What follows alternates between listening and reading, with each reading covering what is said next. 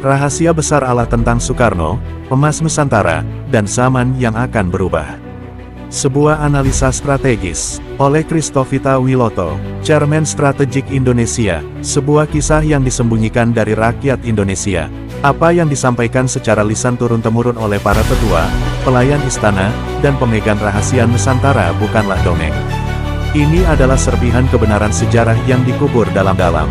Tentang kelahiran seorang anak laki-laki yang akan mengubah zaman. Anak itu bernama Kusno, yang kemudian dikenal sebagai Soekarno. Ia bukan hanya seorang nasionalis. Ia bukan hanya presiden pertama Republik Indonesia. Ia adalah alat yang dipilih oleh Allah untuk memulai sebuah pemulihan besar, pemulihan bangsa Indonesia dari perbudakan sejarah, dari perampokan kekayaan, dan dari pengkhianatan terhadap jati diri bangsa. Kisah lahirnya seorang pembawa zaman. Diceritakan bahwa seorang wanita dari Bali, Ida Nyoman Rai, adalah salah satu istri atau selir dalam lingkaran istana. Ia hamil, dan dari kehamilan itu dilihat sesuatu yang besar. Anak ini bukan anak biasa. Ada karisma, ada bakat besar. Bahkan sebelum lahir, ia sudah dikenali sebagai anak yang akan menjadi talenta tinggi.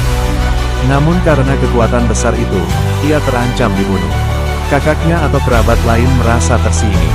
Maka anak itu disembunyikan, tidak boleh lahir di istana. Diserahkan kepada seorang yang dekat dengan militer dan pendidikan, Sukami, yang bertugas sebagai mantri guru. Anak itu diberi nama Kusno, nama kecil dari seorang raja, Gusti Raden Mas Kusno. Nama itu bukan sembarangan. Nama itu mengandung warisan spiritual, genealogis, dan profetik. Ia bukan hanya anak dari darah, tapi anak dari perjanjian. Pemulung zaman dari pelarian ke kemenangan. Dibesarkan dalam persembunyian, hidup berpindah-pindah dari Blitar ke Surabaya, dari penelah hingga militer. Soekarno muda bukan hanya mempelajari ilmu barat, tapi juga direndam dalam pewahyuan timur. Usia 7 tahun ia jatuh sakit, hampir meninggal, karena energi spiritualnya terlalu besar untuk tubuh kecilnya. Dalam tradisi keraton Jawa, bila nama anak terlalu besar, kadang bisa membunuh. Maka diganti nama, disesuaikan nama, diproteksi. Semua ini terjadi karena dalam dirinya tertanam benih zaman baru. Soekarno tahu siapa bapaknya, tahu siapa ibunya, tapi rakyat Indonesia tidak pernah diberitahu siapa sebenarnya ia dalam garis pewaris Nusantara. Sampai hari ini, rahasia itu hanya diketahui oleh segelintir. Apa hubungannya dengan emas Nusantara? Pertanyaan ini penting. Apakah Soekarno terkait dengan emas yang dirampok dari Keraton Yogyakarta, emas VOC, dan sistem keuangan global? Jawabannya, iya. Rahasia besar Allah tentang Soekarno, Emas Nusantara, dan zaman yang akan berubah. Sebuah analisa strategis, oleh Christovita Wiloto, Chairman Strategik Indonesia, sebuah kisah yang disembunyikan dari rakyat Indonesia. Apa yang disampaikan secara lisan turun-temurun oleh para tetua, pelayan istana, dan pemegang rahasia Nusantara bukanlah dongeng. Ini adalah serpihan kebenaran sejarah yang dikubur dalam-dalam.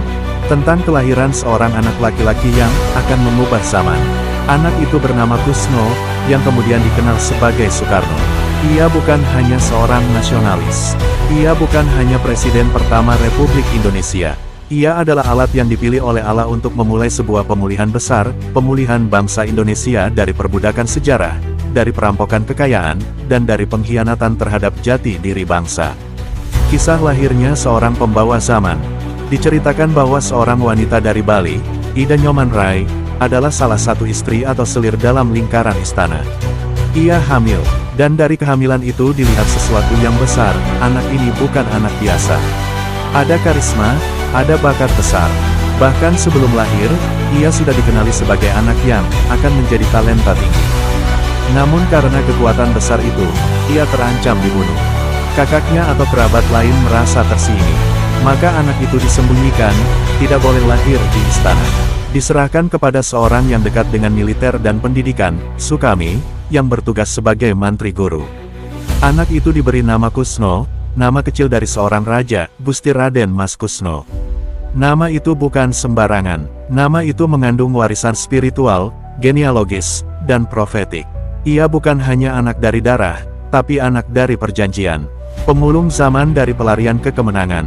Dibesarkan dalam persembunyian, hidup berpindah-pindah dari Blitar ke Surabaya, Dari penelah hingga militer, Soekarno Muda bukan hanya mempelajari ilmu barat, tapi juga direndam dalam pewahyuan timur. Usia 7 tahun ia jatuh sakit, hampir meninggal, karena energi spiritualnya terlalu besar untuk tubuh kecilnya.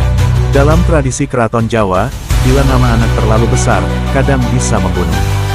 Maka diganti nama, disesuaikan nama, diproteksi. Semua ini terjadi karena dalam dirinya tertanam benih zaman baru. Soekarno tahu siapa bapaknya, tahu siapa ibunya, tapi rakyat Indonesia tidak pernah diberitahu siapa sebenarnya ia dalam garis pewaris Nusantara. Sampai hari ini, rahasia itu hanya diketahui oleh segelintir. Apa hubungannya dengan emas Nusantara? Pertanyaan ini penting. Apakah Soekarno terkait dengan emas yang dirampok dari Keraton Yogyakarta, emas VOC, dan sistem keuangan global? Jawabannya, iya.